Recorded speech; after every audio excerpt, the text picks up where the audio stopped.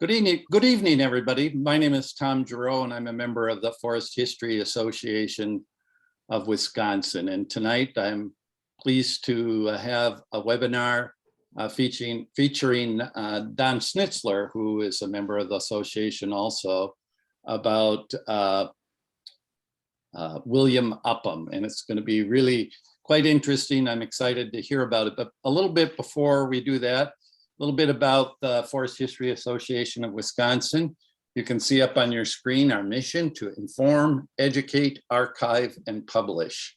So if you promote or if you believe in that, maybe you would want to be a member of the Forest History Association of Wisconsin. It's relatively cheap, $20 a year. You get to watch the webinars whether you're a member or not, because that's part of our mission, is to educate people. But if you support our efforts, please do consider making a donation and becoming a member. So tonight's webinar, oh wait, before that, a little bit of logistics. We'll be holding questions till the end.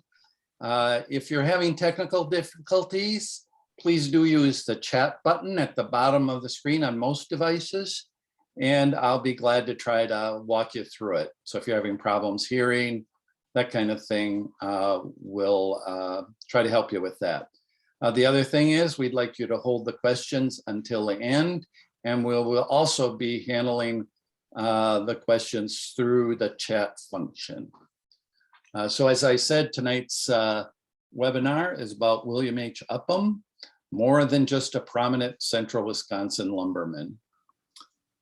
So Don Schnitzler is a member of the Forest History Association of Wisconsin, and he's a member of the board of directors. He has served as the association's newsletter editor. In 1998, he received a local history award of merit from the Wisconsin State Historical Society. And in 2010, the Historic Preservation Medal of Honor from the Wisconsin National Societies of the Daughters of the American Revolution. So without any further ado, here's Don. Thanks, Tom. I hope everybody can see my slide. I titled this William H. Upham, more than just a prominent central Wisconsin lumberman, for a couple of reasons. In 1994, my slides aren't moving, just a second. There we go. I'll get back to that in a second. Anyway, Mr. Upham was really important to the people of Marshfield, and it's not because he was the governor of the state of Wisconsin that we tend to admire him or remember him. It's because he really had a passion for the city, and keeping his memory fresh in our minds as a neighbor, working toward the same ends as ourselves, having the same interests, sharing the same burden, and participating in the joy is one of the ways we think about him, because he was one of us while he was alive. He was just a common, down-to-earth gentleman that had a lot of good things happen to him, and also some interesting things that weren't so good, and we'll talk about those tonight. So what brought this up, or this topic up, was I joined the Forest History Association about 2009, and I was going back and looking through some of our old proceedings. And in 1994, the Forest History Association had a meeting in Marshfield, and there was a series of talks on the prominent lumbermen of central Wisconsin. And I was kind of shocked when I went through the list of people that were talked about that Mr. Upham's name wasn't mentioned in the proceedings. And so one of the reasons that I thought it was important to bring this up tonight is to kind of document part of his story for everyone to be aware of. And with that, the plan for tonight is basically to give you a very brief history of Mr. Upham from the time he was born in Massachusetts until the time he died, and then a little bit about the legacy that he leaves for us here in Marshfield. As far as this goes, he's got so many stories that we could talk about that I can't cover them all. So I will do my best at being brief and to the point and get through as much as we can possibly do, but we'll hit these things as the highlights. His time in Massachusetts, his Civil War service, military service at West Point, and then after West Point, getting involved with the early lumber industry, Marshfield, coming to Marshfield in 1878, the Marshfield Fire of 1887, his time as governor, and then coming back to Marshfield and what that means to us. So as far as his family goes, Mr. Upham was born in Westminster, Massachusetts in 1841. He was one of 9 children born to Alvin and Sarah Darby or Derby Upham. The surname Derby is sometimes written as Darby and other times it's Derby, but it's the same family. He had 8 siblings. His oldest brother was Calvin, and then Sarah, then Nathan, Anjanette, Ellen, who went by Pauline, his brother Charles, and Erastus, who died quite young, and then his younger sister, Mary Eliza, who was oftentimes referred to as Molly. His dad was a chairmaker in Massachusetts, and he was fairly successful in Massachusetts until about 1850. In 1850, he sold a large order of chairs to someone, and basically they stiffed him on the price that they had promised to pay. And so he had some hard times in his business and ended up packing up and leaving Westminster, Massachusetts to move to Niles, Michigan.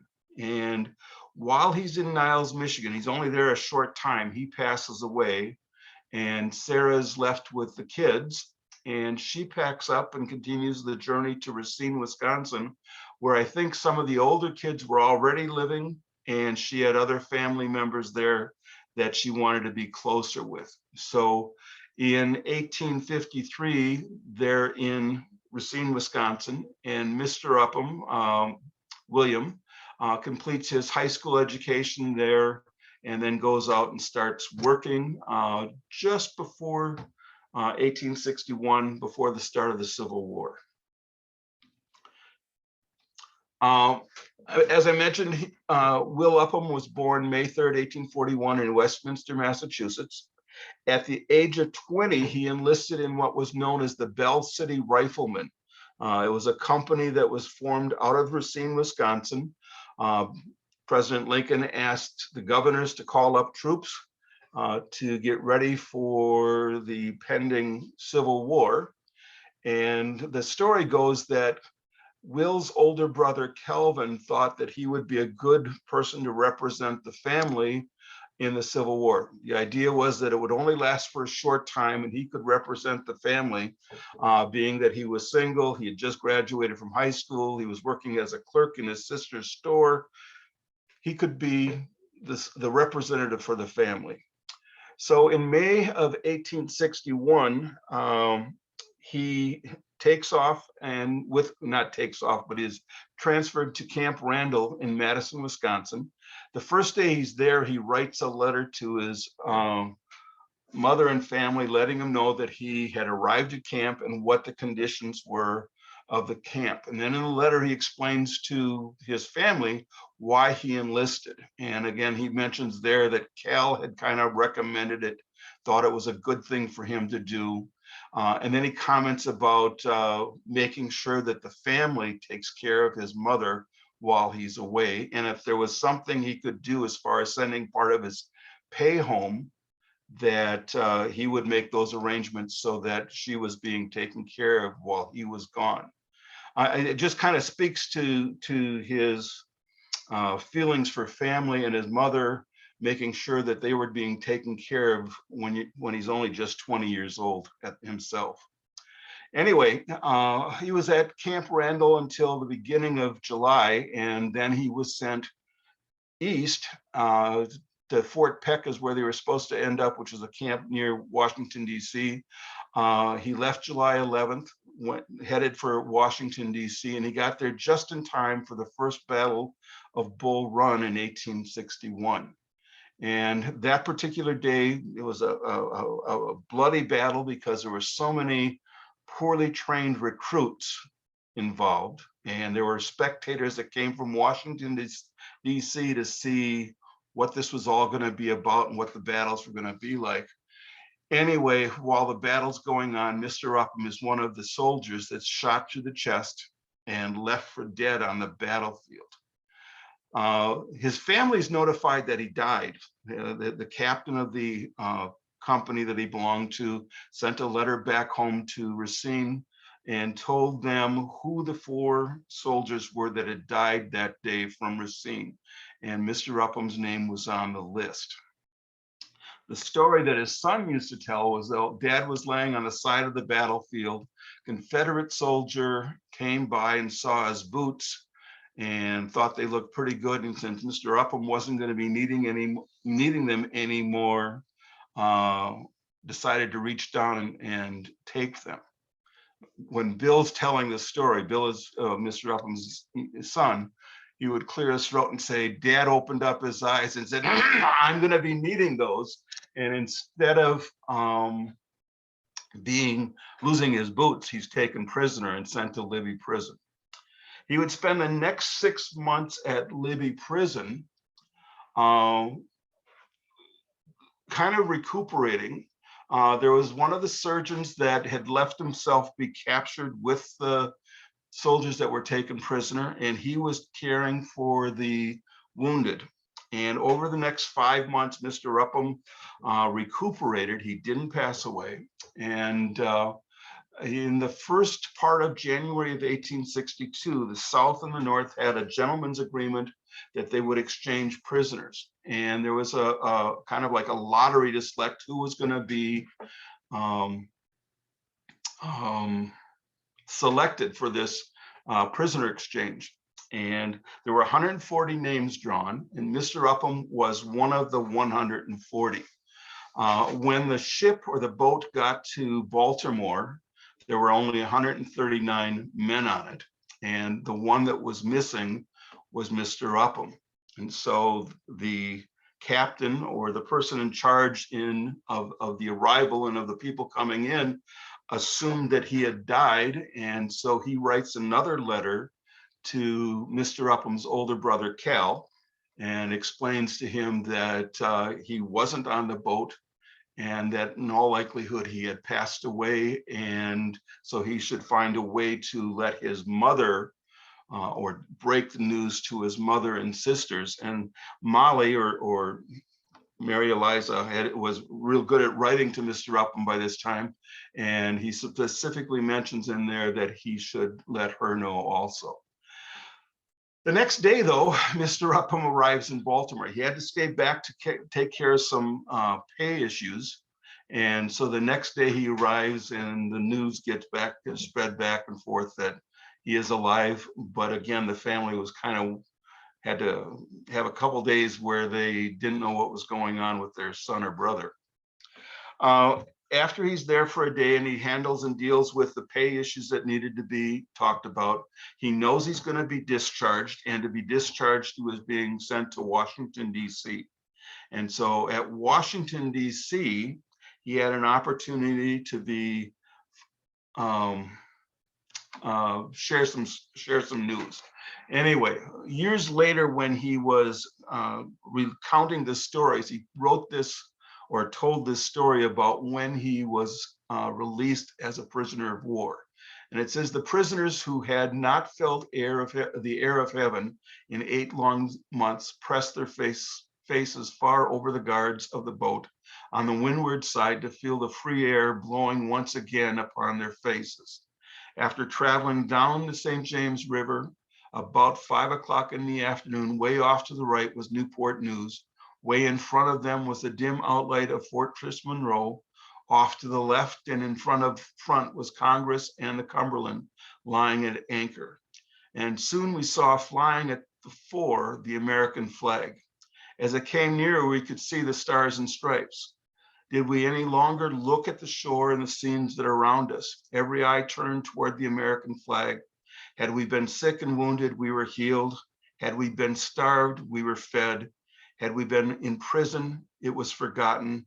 And all were just as ready to go to the front in the defense of the old flag.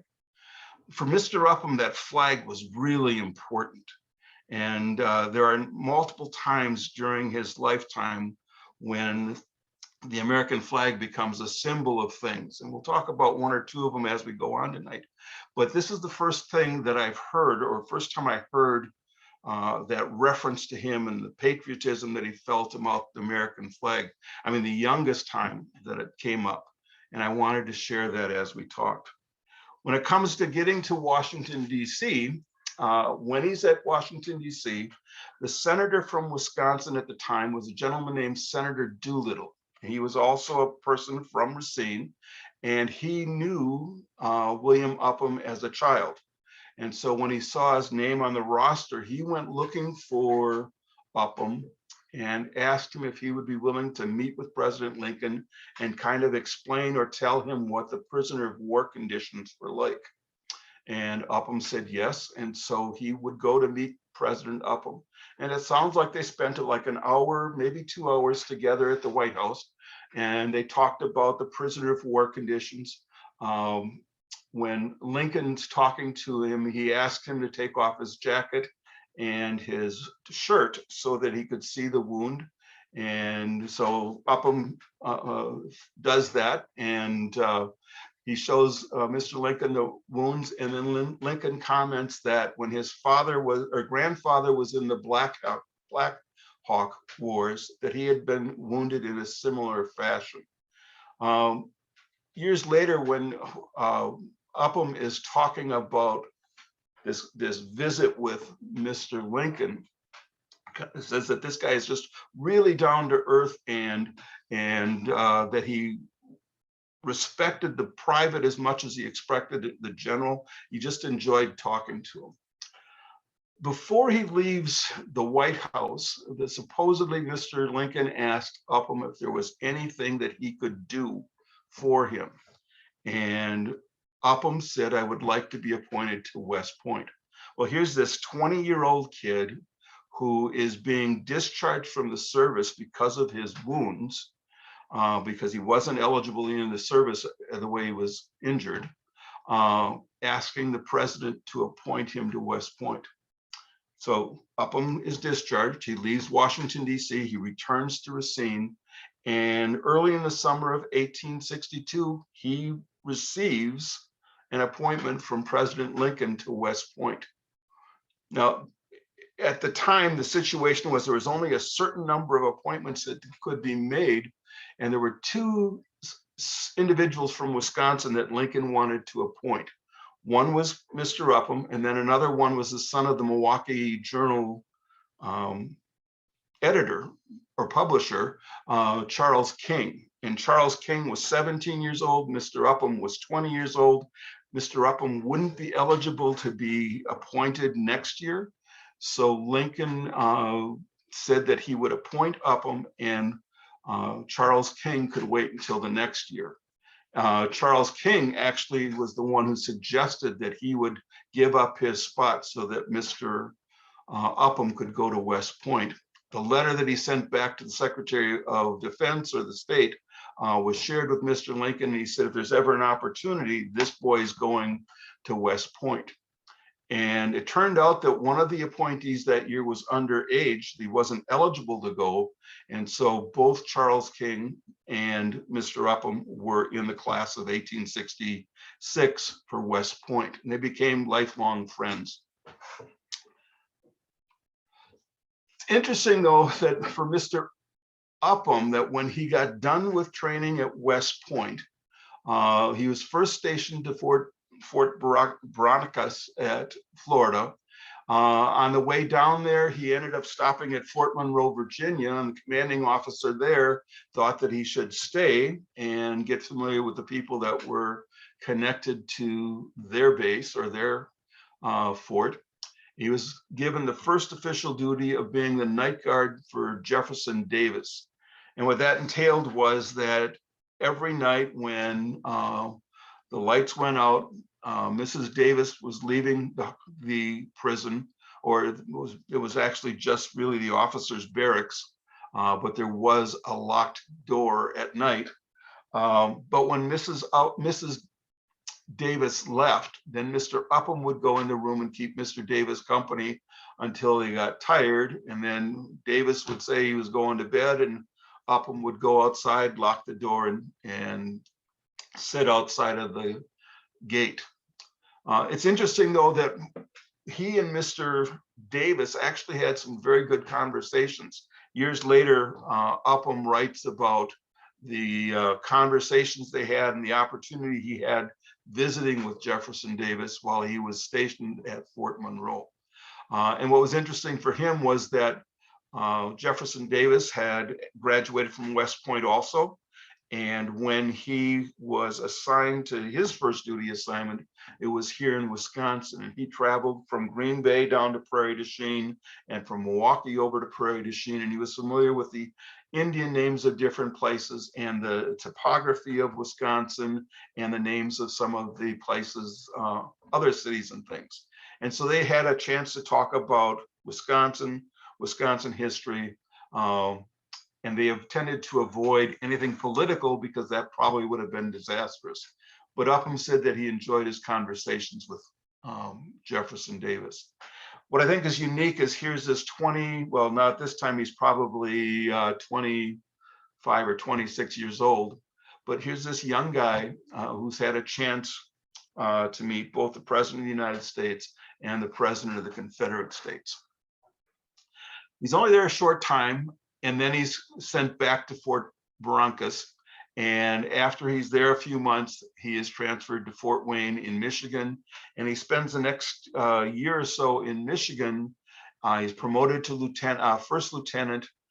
But as he's looking at the rosters of people that are in the service, there was a large number of people that enlisted in the service during the Civil War, some immediately after the Civil War.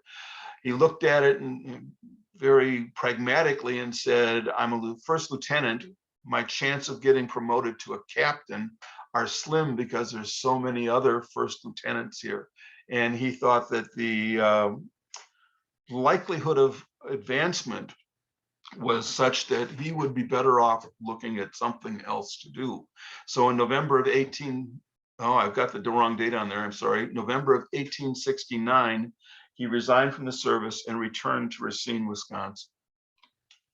Now, he had met and married a childhood sweetheart, basically. He went to school with a woman named Mary Kelly. Mary Kelly was born in 1843. She and her family moved to Racine, and I don't remember the year, but about somewhere in the 1850s to early 1860s. She was able to go to high school with Mr. Upham at the McGinn school. After she graduated from high school and Mr. Upham went in the service, she went into some advanced medical training, and she wasn't a medical doctor. People talk about her being a medical doctor, but she basically did some on-the-job training with a physician in Racine.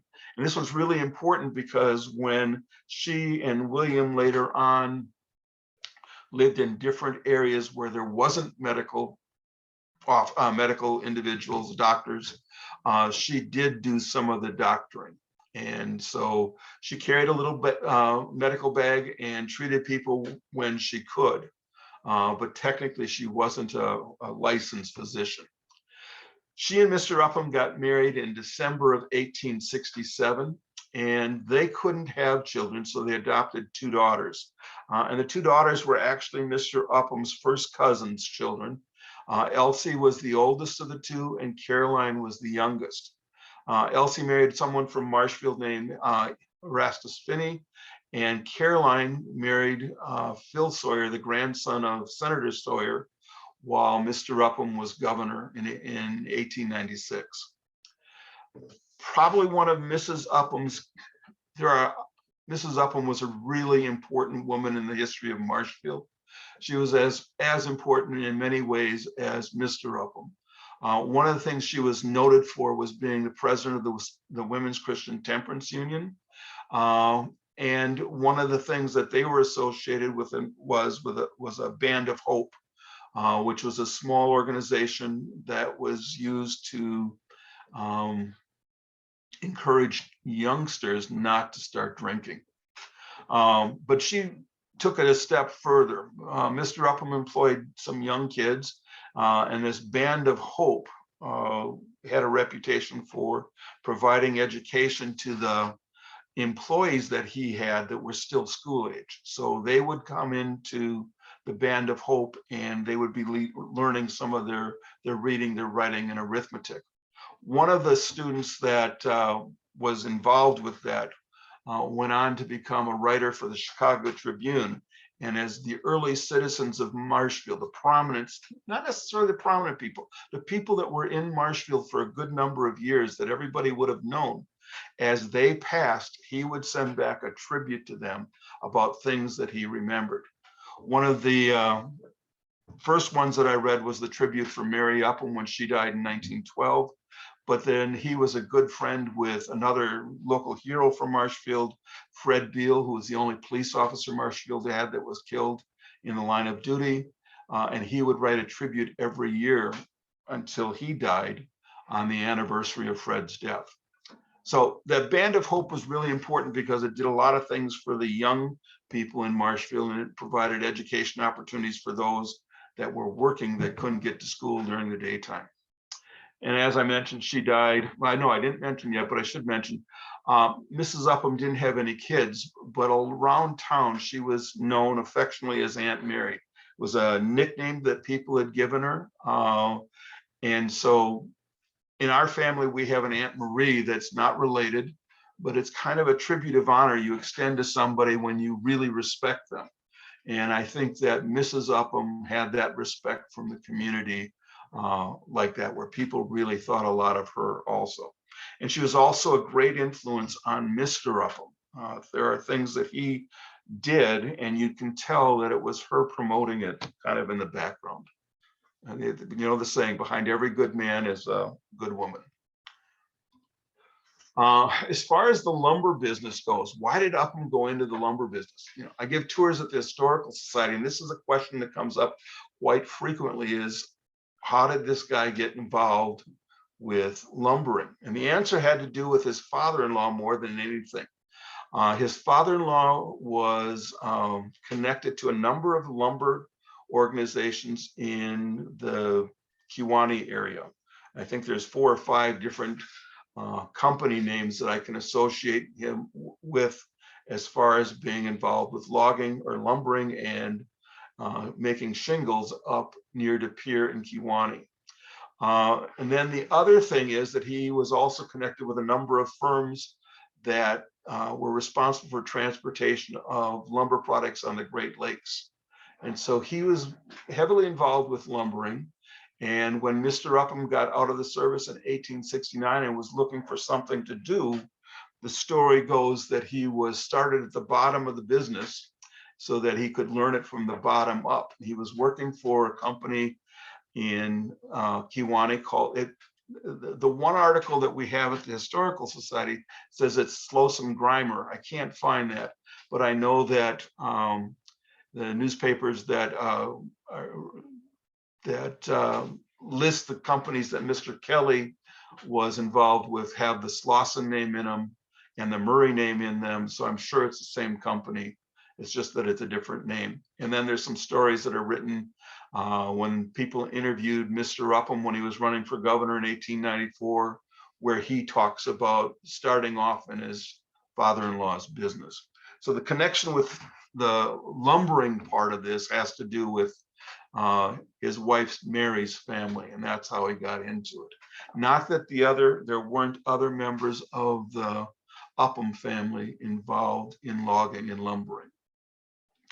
The other one was he had a brother, Charles Upham, who had a company in Shawano. He was actually really known for having a store with his brother-in-law. But he also established what was known as the C.M. Upham and Brother Company with his brother William. And in 1872, a short time after he'd gone up there and started to learn the business through his father-in-law's businesses, he established a company with his brother Charles, the C.M. Upham and Brothers Company, and they established a sawmill and a shingle mill in a place called Angelica, Wisconsin. It's a short distance from Green Bay, and it's near the edge of the Shawano border toward the east side of the county. Anyway, that was a small operation. They could produce about 25,000 feet of lumber a day and 100,000 shingles a day, which is still quite a bit when you think about it. Some of that product was shipped from Seymour, which is a town about 14 miles south of Angelica. And then the other portions of the product that they produced went back to Shawano, where they were sold by C.M. Upham and his brother Hiram Russell's store. Mr. and Mrs. Upham would be in Angelica until the plant was dissolved, or not dissolved, but dismantled in 1877 and moved to Marshfield. Question becomes, why would they want to move a successful business operation in Angelica to Marshfield? And the answer had to do with logging had been going on in this particular area for quite a while. There were a number of other companies there. It was a little more crowded, so it was going to get to be more difficult to get the raw product to make the lumber and make the shingles. And the Central Wisconsin Railroad had gone through Marshfield area, heading up toward Ashland, and all the timber was still standing, and there wasn't as much competition, and there was a good supply of standing timber. And so in the spring of 1878, actually, they're in Marshfield setting up their sawmill, or establishing their sawmill there. This is a picture of the sawmill, the first sawmill for the C.M. Upham and Brother in Marshfield. And one of the things that's important is we tend to think about the Upham Manufacturing Company in Marshfield, and that was a company that was owned by William Upham, where he was the president of. And the C.M. Upham and Brother Company was preceded it, and Charles Upham from Shawano was actually the president, and William Upham was the resident manager of the company in Marshfield. But in 1878, they came to Marshfield. And in one place it says that they had debated on moving or establishing the mill at Manville. Manville was a small community in the 1870s, about 6 miles north of Marshfield on the railroad line. But for some reason, they opted for Marshfield. Probably had to do with the fact that it was more centrally located to the land they had acquired. And so they established the mill here, and it was capable of producing 6 to 7 million board feet of lumber a year. And then as far as their holdings, one place says that Upham bought 4 townships of standing white pine. And then in another place, it says that if you took our from the southeast side of Marshfield, you could go down south 7 miles and 15 miles, 15 miles south and 7 miles east, which would take you down in the Pittsville area, which is the area where Mr. Upham was logging some of his properties over the years. The same time that he established the sawmill in town, he established a general store. And so the two pictures are both buildings that were built in 1878 for Marshfield. And what was important about these businesses was that Mr. Upham really encouraged other people to come to Marshfield. Until this time, there wasn't a reason for people to come to Marshfield because there weren't enough jobs for people to come. When Upham came in with the sawmill, it provided more employment opportunities, and then people started coming to town. And so over the next couple of years, the population first off doubled, and then by 1882, the population was 450, and he had 100 and some workers. So I'm not sure if those numbers are exactly right, but the population was increasing because of the opportunities that Mr. Upham made available to people. Now, when it comes to Upham, again, we mentioned that he moved to Marshfield in 1878 as kind of the representative of the C.M. Upham Company, the manager of the C.M. Upham and Brothers Company. The sawmill and the mercantile store was built in 1878. The following year, he put up a planing factory, and a few years later, he put up a furniture factory. And in the same year, December of 1882, the company was reorganized basically, or a new company was organized, is probably the better way to say it, where he was the president of the company and it became known as the Upham Manufacturing Company. This is a picture of Marshfield from 1883. So we're talking about the same time frame. It's a bird's eye view that was created in 1883. On the picture, and I don't know if you can see my mouse if I move it or not, so I'll talk. I have the Little Wisconsin Central Railroad line. It runs through from the lower right-hand corner to the left middle upper left hand column. You can see the train line going there. That was kind of the dividing point of the city, north side and south side. South of the railroad tracks is the south side, north is the north side. And the Upham Company was on the south side of the railroad tracks. When the sawmill was built, you can see the arrow that showed up there points out the sawmill, where the sawmill was in Marshfield. And then the store was on Central Avenue, and it just is identified as the Upham store. In 1879, they added the planing mill. And so the planing mill was there. And actually what Mr. Upham had was a large piece of property that starts in the second block halfway through and extends south through the city. And then in 1880, he put up his home. And I know that it's difficult to see the picture, see each of these individual buildings in this picture. But what I wanted to point out is kind of the amount of the area that he owned in town.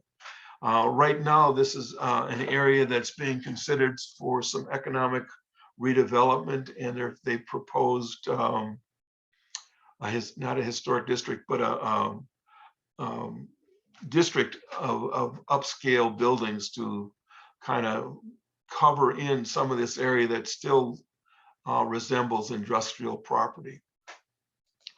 So when it came to the company, Mr. Upham became president in 1882, as I said. His employees that same year, on July 1st, gave him a present. And I don't know if it was because of the 4th of July coming up or what, but Mr. Upham, as the resident manager or the resident representative of the C.M. Upham and Brother Company, was presented with an American flag. And I mentioned the American flag before and how that was important to Mr. Upham. And here's his employees giving him what they described as an elegant American flag, large size. And I assume that it means there was a post-size flag. And they gave a speech and presented the flag to Mr. Upham. And the newspaper at the time, Marshfield Times, reported that it was one of those times when Mr. Upham was completely broken up and at a loss for words. Because they appreciated the gift and the fact that it he was made to feel uncomfortable was enjoyed by his employees. But it kind of is an example of the relationship that he had with his employees. He was somebody who was respected by the employees from the very beginning, from the time he came to the Marshfield until after he died. And even today, people that are familiar with the contributions that Mr. Upham made in the city while he was living, he still is an admired individual and respected. So anyway, he was given this flag, and because it's a post flag, I just wanted to point out the flag becomes very important in a little bit when we talk about the story. But a post flag, if you think about a post flag, is the size of the flag that flies in front of a Perkins or if you're on a military base, the really large flag that flies in front of the commanding officers or the headquarters. And in this case, Mr. Upham had installed a large flagpole across from his residence that he flew this flag on.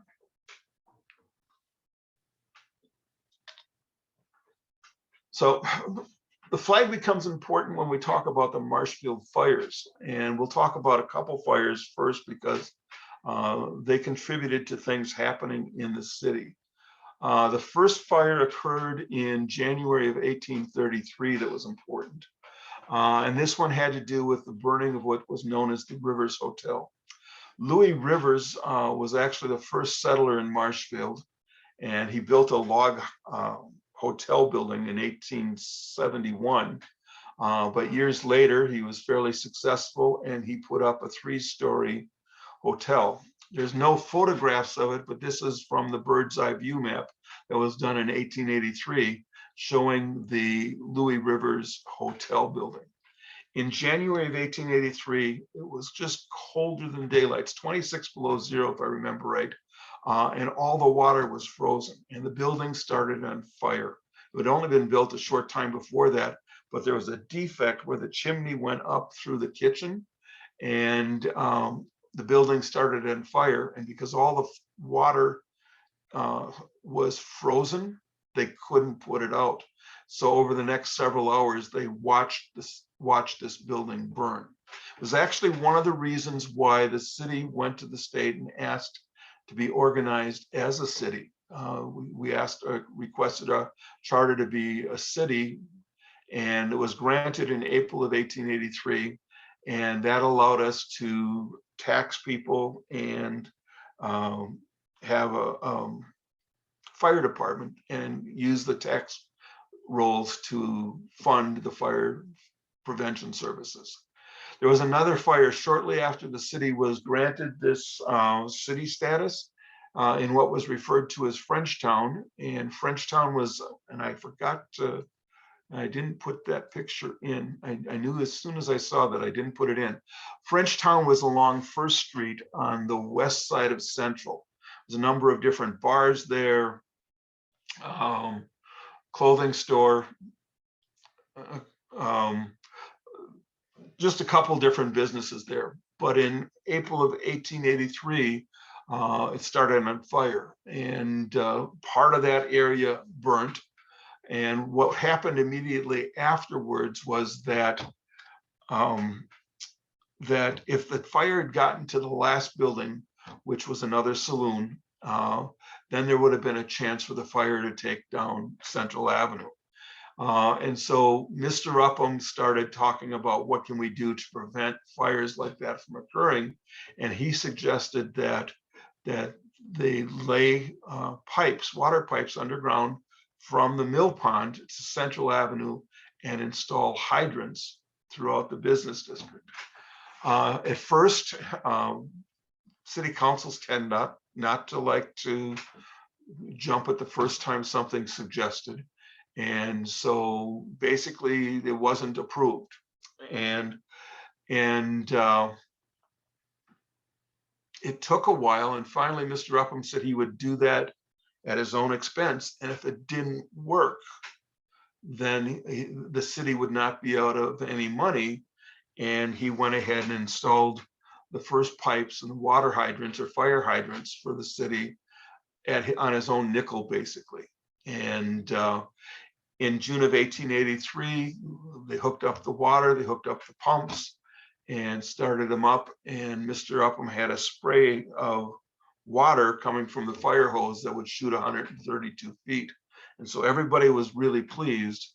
They still didn't pay for the pipes and the hydrants right away. It took them a little while. But Mr. Upham, this is a good example of things that Mr. Upham would see as being advantageous to the city, and he would just go ahead and do it without necessarily worrying about getting reimbursed for it. In April of 1884, his original sawmill burnt. And it was one of those things that it didn't matter that they had hoses and pump and water. That building started on fire and it was going to go. And so they ended up saving the other buildings around it. But the original sawmill was lost. And so in 1879, it was built. 1884, it's lost to a fire, and it had to be rebuilt. And Mr. Upham promised that he would rebuild it within 60 days. And one of the things that Mr. Upham things tend to happen that are not favorable, but he always comes through and says, okay, this is what's going to happen. And in this case, he said he would have it rebuilt within 60 days. And again, he proved that he could do that. And so he would make commitments to the people of Marshfield, to his employees, and he always followed through. And I think that was something that set him apart from some people in business and made him a much more respected individual in town. And at the time when this sawmill burnt, he was the major employer in the city. And so while the mill was down, people were worried about whether or not they would have an income. In 1885, the next year, the planing mill caught on fire. And that time, the waterworks and the hoses that Mr. Upham had put in place were able to save the building. And so the planing mill and the furniture factory were saved at that time. And so Mr. Upham was feeling pretty good about what had been put in place. That same year, a barn fire started, and they used the hoses and the waterworks equipment and were able to save the barn and house also. So with the idea that they didn't have to worry about fire anymore, Mr. Upham starts looking about what else could he add to the economy in the city of Marshfield. Oops, wrong way. So in September of 1885, he built a flour and a grist mill. And this is a lumberman who's looking at the area around the town and recognizing that as the timber is gone, we're clearing the land. We want to attract farmers to the area to buy that land. Having a flour and grist mill would be an enticement for people that are in the area to stay, and it would be an enticement for people that aren't in the area to come and buy the land or to locate near Marshfield. And so I think it shows something about his foresight that he was, working in one industry, but looking at other opportunities for the good of the community. So in 1885, he built this flour and grist mill. November the same year, he decided Marshfield should have electric lights. And I think, the issue was he was generating power for the saws and the planers and things in the mill. And he was aware that lights could work. And so he decided Marshfield was going to have lights. And so in November of 1885, he announced that he was going to build an electric light plant. When it came to the first light bulbs in the city, there were 2 on Central Avenue. There was 1 in his house. There were 3 or 4 through the plant, a couple through his store. Probably less than 25 or 24 lights to start with. But he said he was going to do it. And on December 28th or 29th of 1885, his nephew's new wife was allowed to flip the switch and turn on the lights in Marshfield. And what's cool about this for Marshfield is Marshfield had lights before Milwaukee. The only other place in the state that had lights was Appleton. They had hydroelectric plants, and we had steam engine plants that were generating our electricity. So Marshfield was way ahead of some of the big cities because of Mr. Upham. And there's lots of examples of his innovations in Marshfield that are fun to talk about. The big fire came in June of 1887 when Marshfield started on fire. And actually what happened was there was a fire it started in his yard just before noon. They oftentimes say it was from a passing train. They're not sure if it wasn't one of the trains in the Upham yard that belonged to Uphams or not. But it was a hot, dry day. There was a nice breeze. And pretty soon those sparks turned into flames, and the flames spread pretty rapidly throughout the sawmill. The lumber piles even had the logs that were in the water pond burning in there because the fire was so hot.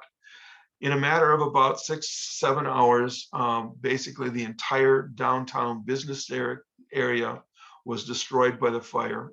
And the big loser for the day was actually Mr. Upham, because he lost everything except his home in town. This is a picture of what Marshfield looked like after the fire of 1887. This is the downtown business district, and before that, it had been a thriving business community. There were buildings built on every block and extending down some of the side streets as well.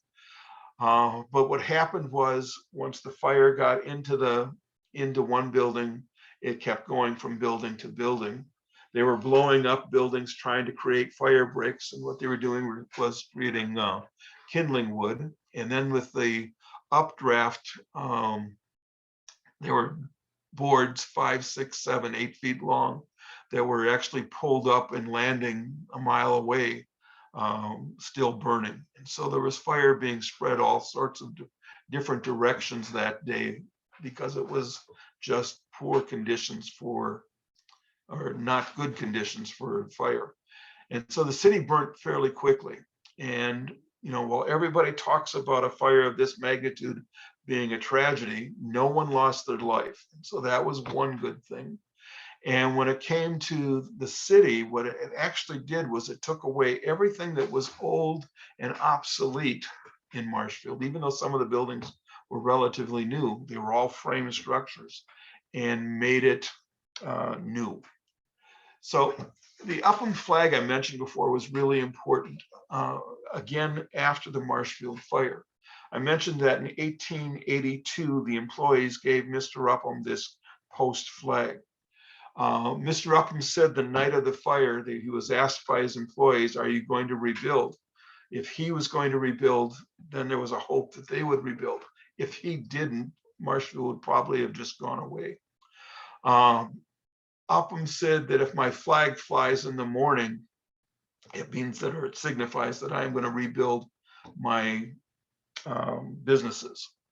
And so everybody went to bed that night wondering whether or not Upham would decide to raise the flag. The story goes that he told Hans to raise the flag the next morning at 6 o'clock, signifying that he would rebuild. And what he did was he promised that his entire business operation would be back up in 90 days. And remember, I talked about his commitment to, when he said something, he was going to see to it that it was carried through. And so the council met that day also by the flagpole. One of the first things they said was that it would be allowable to build wooden frame buildings on Central Avenue in what was be defined as the fire district temporarily, but otherwise all buildings on Central Avenue within that fire district would have to be built of brick or some fireproof material. And Upham immediately put his employees back to work cleaning up the rubbish, the things that were left after the fire.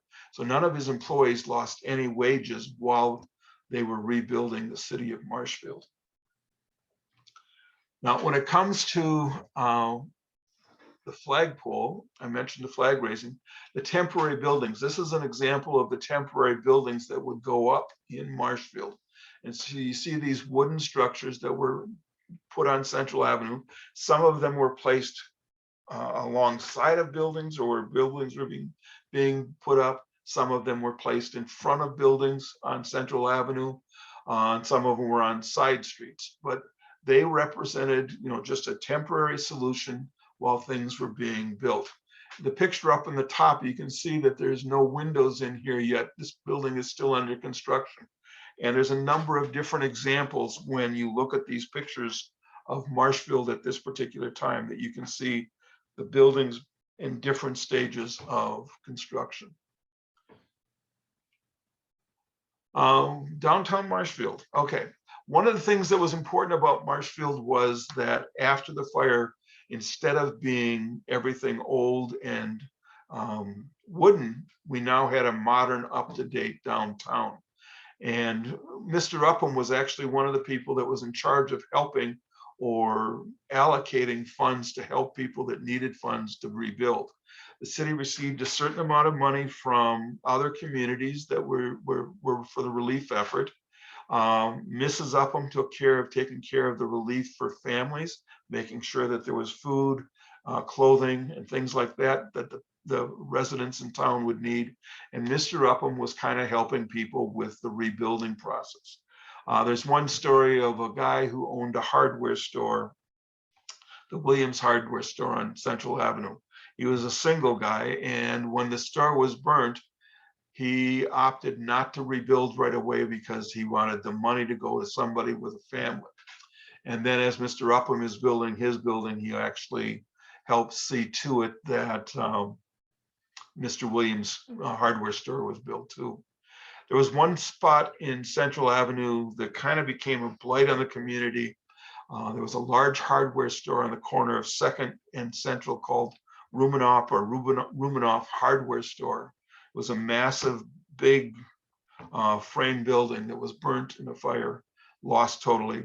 And the gentleman that owned that was rebuilding, and then he had a heart attack, and the wife and children were still in town, but they ended up selling the property to Mr. Upham and to another man who maintained it, but that particular space stayed with a foundation underneath it, and it wasn't until 1900 that the Demings bought it and put up the Deming building there. But for the most part, when it came to looking at downtown, Marshfield became a modern, inviting city, and it was good for the business that followed.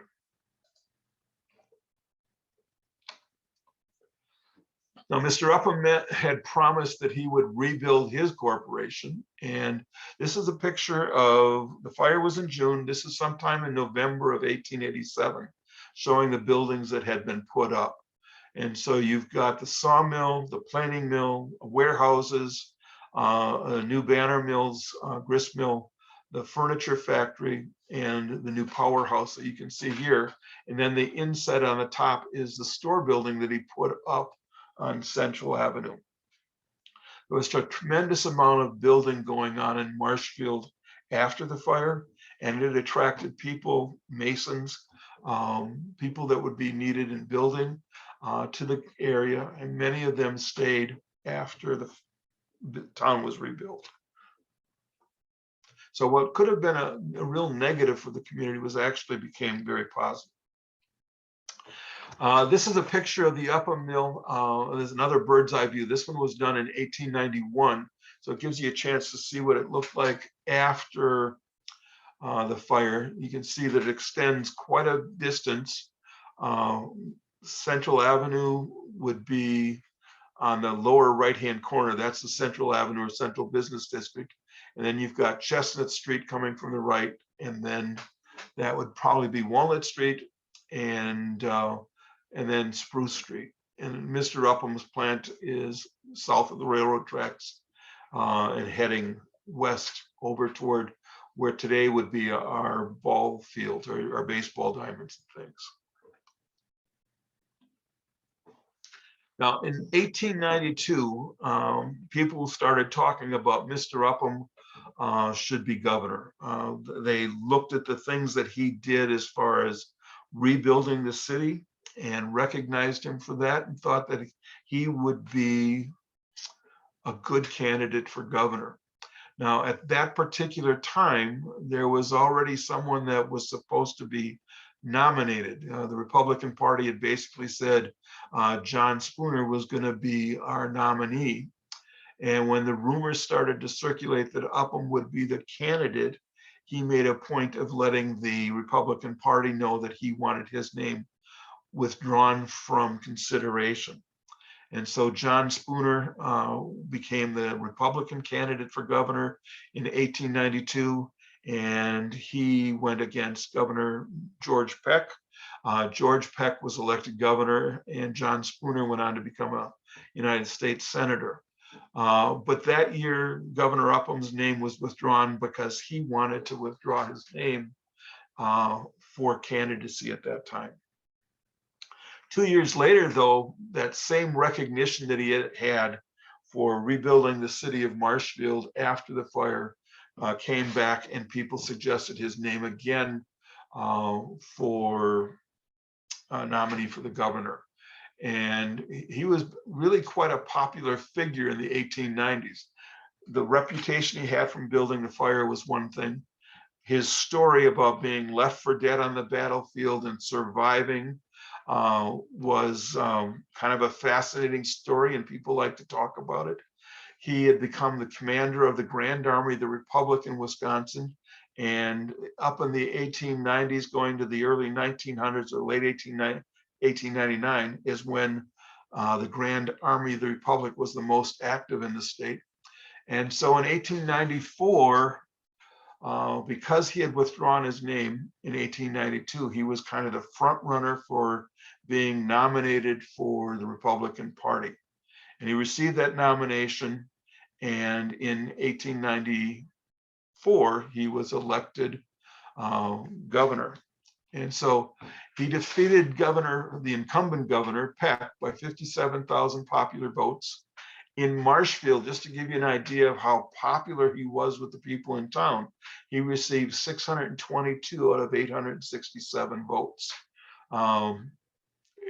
In a lot of ways, the politics of the 1890s seem to be a lot like they are today, with very decisive Democrat, Republican. And I think that the fact that Marshfield had voted Mr. Peck into office 2 years earlier is important to recognize that we tend to be more of a Democratic community at that time than Republican. And in 1894, Marshfield went overwhelmingly Republican to elect Governor Upham, the 18th governor. So he would serve as governor from January 7th, 1895 to January 4th, 1897. And he went in, and a couple days later, he's addressing the legislature, and he has a list of things that he thinks should be enacted, things that would be better improvements for the community. And I was going to spend some time talking about those, but you could talk about Mr. Upham for a long time. So I want to instead just talk about when he came back to Marshfield, and he came back right away. And he was talking to the people on the train platform, and they were there, and it mentions a large crowd, and I don't know the numbers off the top of my head, but it was a big crowd of people that came back to welcome him home as the new governor. And what he said to them was that he appreciated the vote of confidence they had given him by electing him as governor, but it meant more to him because it was his home that had elected him or nominated or voted his way. And as long as he had received that kind of support from them, even if he had lost, it would have been a victory to him. And again, it's this idea of his relationship with the people in Marshfield that comes through in so many things that he does. When it comes to legislative accomplishments, Mr. Upham was there for 2 years, and there are several things that he did that were really important. And like I said, I can't cover everything that was accomplished and everything that wasn't accomplished in tonight. But a couple highlights that I think are important is one, that he expanded the State Board of Regents to 7, and it included a woman member. That was the first time a woman was specified to be on the Board of Regents. He also introduced the idea about constructing a library for the university and the State Historical Society to store historical documents in a safe location. And so underneath his leadership, the State Historical Society, or the library connected to the State Historical Society, was built. He also signed the first Wisconsin Civil Rights Act, which prohibited racial discrimination. And this was actually a bill that had been put in place before, but always got voted down. And this particular year, on the anniversary of Abraham Lincoln's birthday, it was introduced, it passed, and Mr. Upham was able to sign it. And it's kind of unique that Mr. Upham, who had a chance to shake Abraham Lincoln's hand, was also able to sign legislation related to civil rights and prohibiting racial discrimination against Blacks and African Americans. He also saw to it that funds were appropriated for the feeble-minded, a home for the feeble-minded. And he was somebody who didn't like the fact that people were selling dairy products or fake dairy products as if they were real. And so he had what was called the filled cheese law, which prevented people from using substitute dairy products. They had to be sold as what they were. But Mr. Upham wanted to go home, and he was not, it's not that he wasn't a popular governor, but there were issues between the stalwart Republicans and the progressive Republicans at the time. And he didn't have the full support of the Republican Party. And he just decided that he was going to back out or let someone else run as governor for the next time. And really you get the feeling from things that he accomplished in his lifetime and things that he said, that his place to be, where he really wanted to be, where his heart was back here in Marshfield. So in June 24th, 1896, he told the Republican Party that he would not be a candidate. And then the following year, in January of 1897, he came back to Marshfield, and he lived in his house. This is actually Governor William Upham's house in Marshfield. It is preserved as a historical home. It's on the National Register, and it is the home of the Northwood County Historical Society. If you're ever there, it's a great house to walk through to get a feel for the man that Mr. Upham was. There's lots of good artifacts there, but he wasn't a flamboyant, flashy person, and the house reflects that he was just a down-to-earth type individual. When he returned home, Mr. and Mrs. Upham came back January 7th, 1897. They were greeted by more than 300 people, and Mayor Williams welcomed them home, and he had some remarks that he made. And then Mr. Upham had a chance to speak. And what he said was he thanked them all for the honor their presence conferred on him. He said that he had tasted the joys of political life by being governor for 2 years, but during that time, uppermost in his mind were the people and welfare of his home city. He said he was glad to be once more a citizen of Marshfield, and that their coming to the depot to welcome them back, he considered a mark of their greatest esteem. And Mr. Upham and his wife, his first wife, were very much respected members of the community. When he came back, he had some business issues that he had to do, and it meant reorganizing the businesses. There were some cash flow problems. He left his brother-in-law in charge of managing the company. There were things that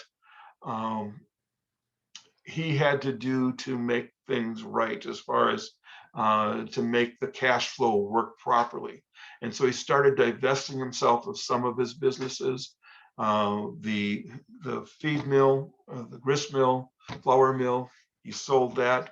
The store on Central Avenue, he sold.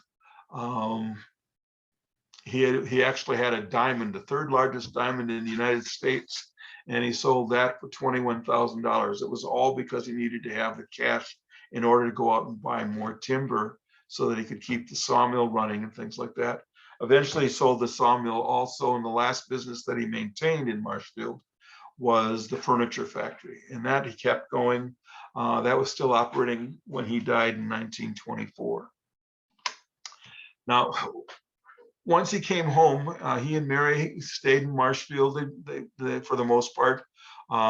He had married Mary Upham, or Mary Kelly, in 1967. She died 45 years later.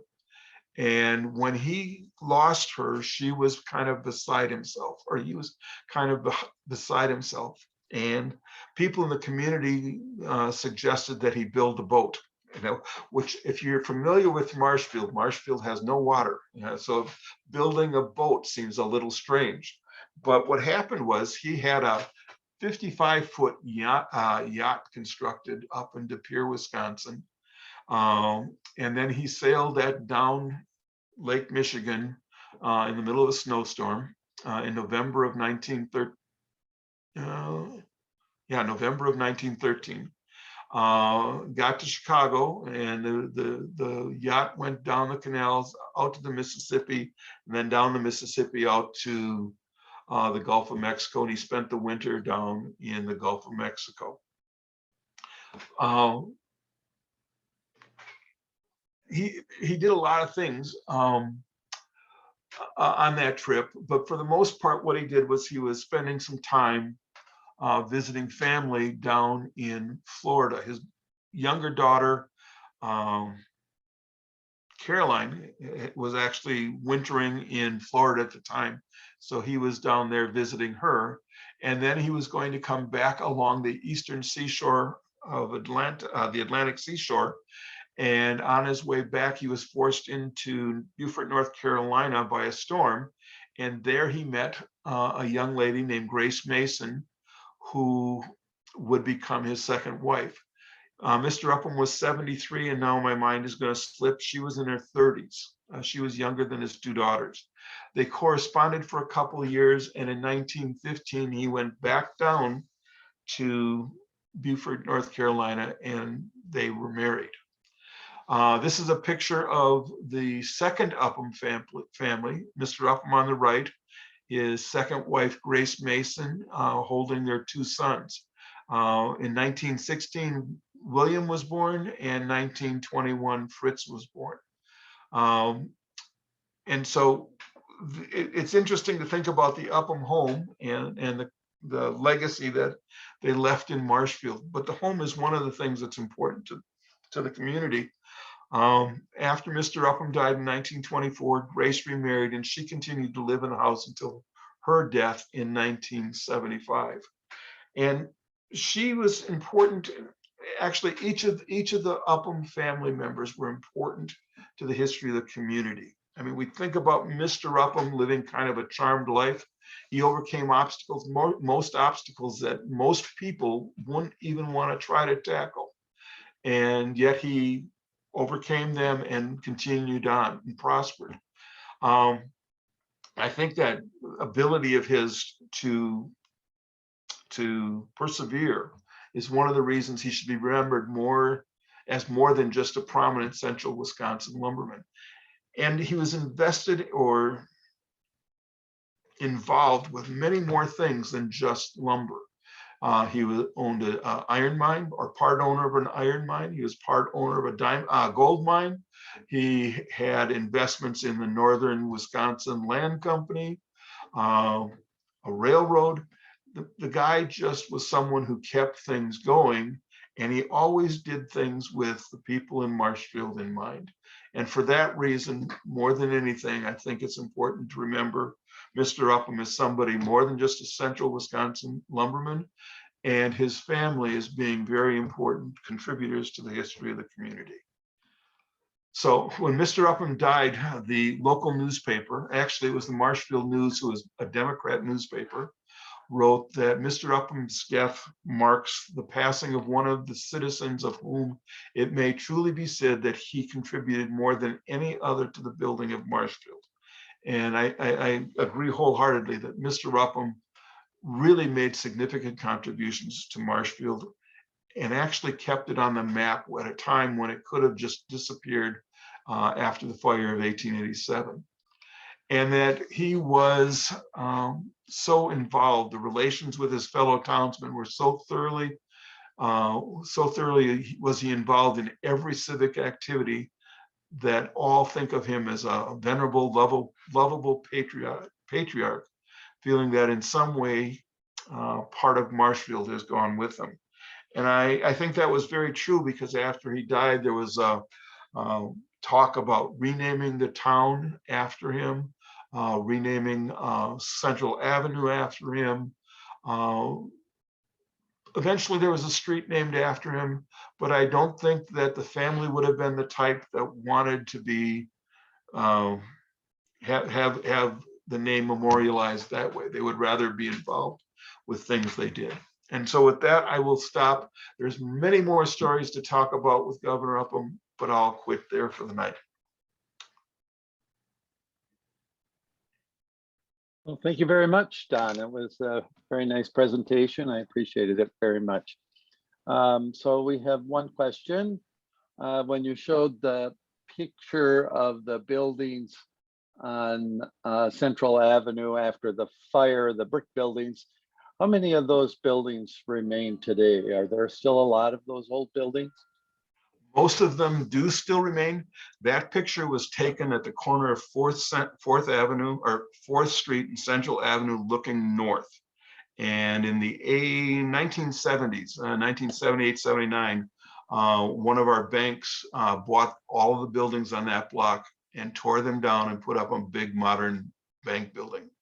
Otherwise, when it comes to the west side of or the east side of 4th Central between 3rd and 4th, many of the buildings still exist. And then going north, the 200 block of South Central is pretty good. And then there's some spots that have been destroyed by fires or other things over the years, and buildings put in there to fill it in. We've got a couple in Marshfield that are doing some wonderful restoration work though on the downtown. And so a lot of the buildings that have been lost to the fire or were lost to fires or other things afterwards have been rebuilt to fill in and blend with the old buildings. So I used to live in Wisconsin Rapids, and there was almost a little competition between Rapids and Marshfield. But one of the things that always impressed me about Marshfield was it's downtown and the length of Central Avenue. I don't know, it seems like it goes for a mile. I think it's over a mile.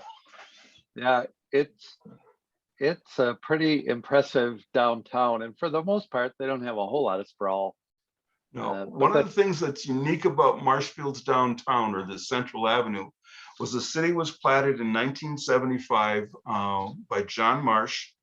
Louis Rivers had his hand in it. They met over at Stevens Point, not Stevens Point, Neilsville, and the plat map was drawn. And when the plat was drawn, the Central Avenue was set up to be 100 feet wide, which is unusual for a lot of cities at the time. Marshfield had that wide Central Avenue with the intent of not having the fire spread, but it still crossed Central in 1887. Yeah, it's an interesting town, and its layout is interesting, and you can still see, the rail lines and stuff and how it divides the city. So I had a question myself. When he was not on the ship, and when it arrived in Boston, what happened to him? I might have missed something when you were talking about that. For some reason, he was supposed to get $30 pay. And I think that he was supposed to be getting a check for $30 from his brother. And they had him wait for it to come in, but they didn't tell anybody that he was waiting for it. And then in Baltimore, they sent the check back to his brother, or the draft back to his brother, saying that he wasn't there. And that's when they reported that he had possibly died again in prison and that they didn't know it. What an amazing story to have rose from the dead like that. It must have been quite the shock for the family. And of course, during the Civil War era, news traveled relatively slow compared to today. And so, even just the reversal probably took time to set in with the family. Yeah. Mary Kelly, when she was before they married, she kept a scrapbook of all the things that were reported about Mr. Upham. And so when his funeral was given in Racine, she had a copy of the sermon, a copy of the newspaper clippings and everything that was in there. And she kept this scrapbook. Years later, he would joke that one of the reasons they got married was so that he had access to it. But it was always considered one of the prized possessions of the family was the scrapbook that she kept while he was in the service. So someone asked about the presentation, and will it be available for viewing by people from Marshfield who might be interested in it? Oh, yes. We'll get it on loaded up tonight onto the YouTube channel, and we can share the link someplace so Marshfield people can get it. Did Governor Upham ever write about his experience in Libby prison? Did he document the conditions? Actually, yeah, there's several things that he wrote, or that he would be giving a talk and it was written or recorded from a speech he would make. And so, yes, he talks about the prisoner of war conditions. Actually, when he went to meet President Lincoln, one of the reasons he accepted the invitation to go meet President Lincoln was that as prisoners, they had talked about if anyone ever had an opportunity to tell the officials what the prisoner of war conditions were like, they were supposed to do it. And the opportunity just presented itself to Upham to be the first. Does Upham Woods have anything to do or have a relationship to the governor? They're distant cousins, and I can't remember. One of the things about the Uphams is they're really big in relationships, but it's a distant relationship. It might be third, fourth cousins. It's not a close relationship. It's not specifically Mr. Upham from Marshfield. It's tied into that.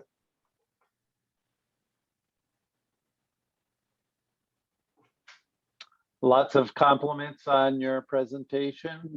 People appreciating the details and the interesting historical perspective that you gave it.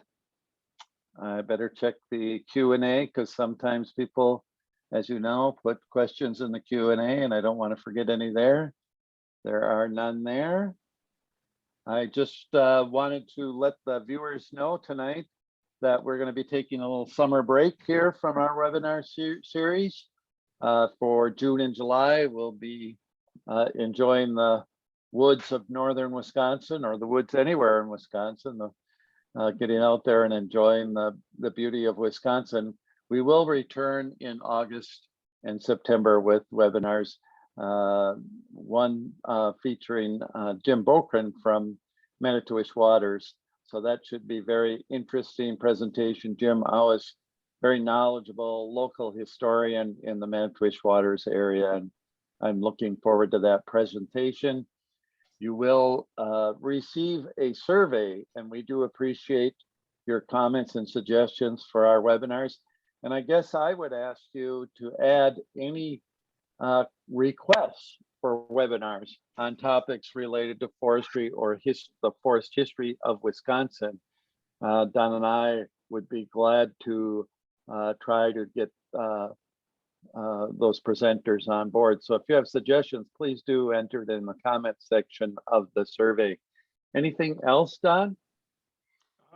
Nope, not that I can think of. Thank you for paying attention and joining us tonight. It was fun to put this together.